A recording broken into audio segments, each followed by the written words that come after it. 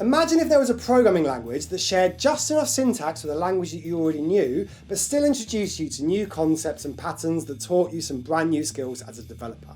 Well, if you are a JavaScript developer or a C# developer or a Java developer, then this language does actually exist. And in today's video, we're going to talk about why it's the perfect language for you to learn as a second programming language. It is, of course, TypeScript. TypeScript really does sit inside the middle of the Venn diagram of object-oriented languages like Java and C#, and the most popular language in the world, that is JavaScript. TypeScript has all of the static type checking of an object-oriented language, while also having the ubiquity of JavaScript. Because it transpiles down to JavaScript, TypeScript can be used to write code for any execution environment that can run JavaScript. So that's browsers, web servers, build servers, mobile devices, embedded devices, Internet of Things devices, cloud functions, edge functions, and there's not many programming languages that you can write edge functions in so far. So JavaScript really is the most widely adopted programming language in the world, and TypeScript lets you take advantage of that pervasiveness whilst also keeping you sane with its type checking. There is a reason why it's one of the most loved programming languages in the world today, and it has been for a few years. So here's a couple of things you might already know in another programming language and how you can do that in TypeScript. Firstly, classes. TypeScript has classes. They transpile down to JavaScript classes, which are essentially syntactic sugar, so not exactly the same as classes in Java or C#. But here's the thing, because of all the type checking, you actually don't really need to worry too much about what the resulting JavaScript is that's been created by the transpiler.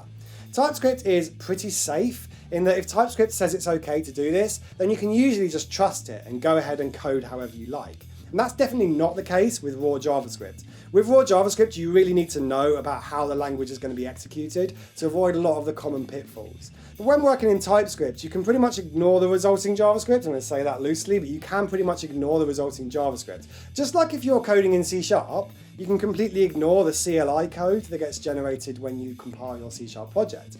Did you even know that C# gets transpiled into what is essentially another language before it gets executed? So just like TypeScript, it's called CLI in C#. So it does.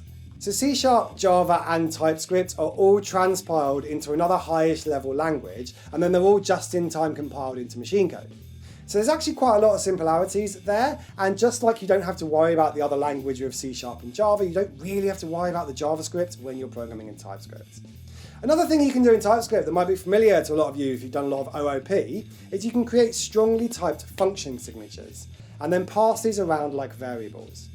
So in C# you might have used the func type like this at the top here, or you might have used the delegate keyword like this. Both of these are ways to declare the type of function signature, and then you can assign a function to a variable of this type and pass it around as a first-class citizen. The equivalent TypeScript of this function looks like this. I'll just type it out here. As you can see, we have a function signature declared, in this case as a type, and then I can create a variable and cast it to this function signature. And that all works fine. You can also wrap functions in other functions. So if I do that here, this is doing what programmers call currying.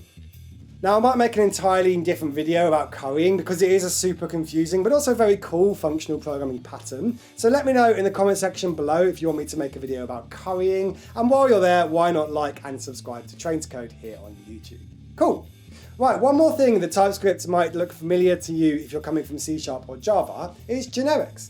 TypeScript lets you add generic type constraints onto your functions, your types, your interfaces, and your classes, just like you can do in most other object-oriented languages. So here, I'll create a function that takes a generic type argument, and then I'll say that that has to be an object. So in C#, this is the equivalent of saying where t:class, basically. Basically, t has to be an object, not a primitive like a number or a boolean. Then we can return the name of that function by using the constructor property.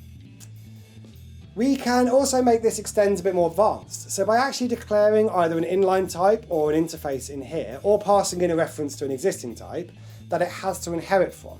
So in this case, the type parameter must be something that has a name property, and our function will be able to return that name.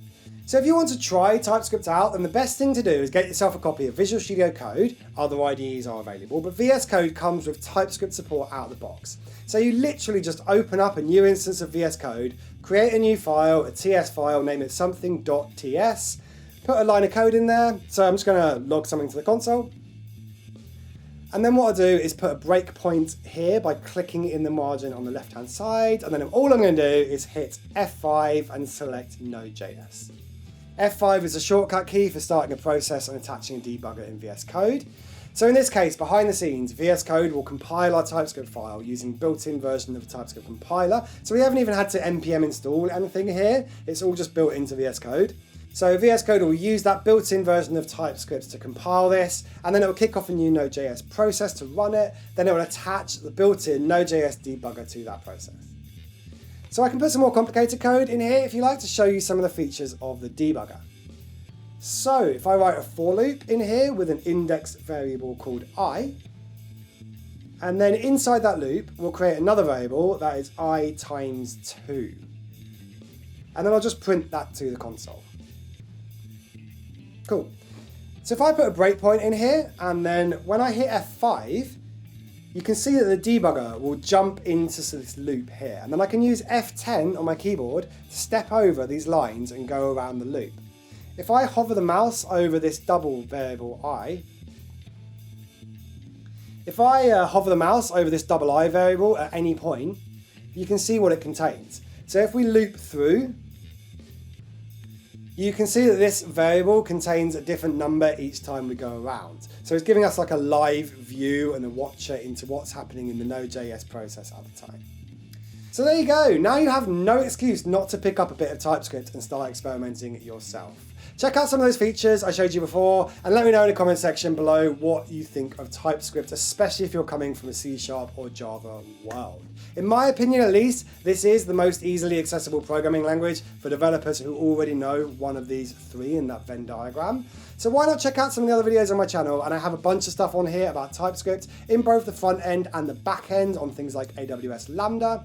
But until next time, my name's James, and I'll see you in this video on the screen right now.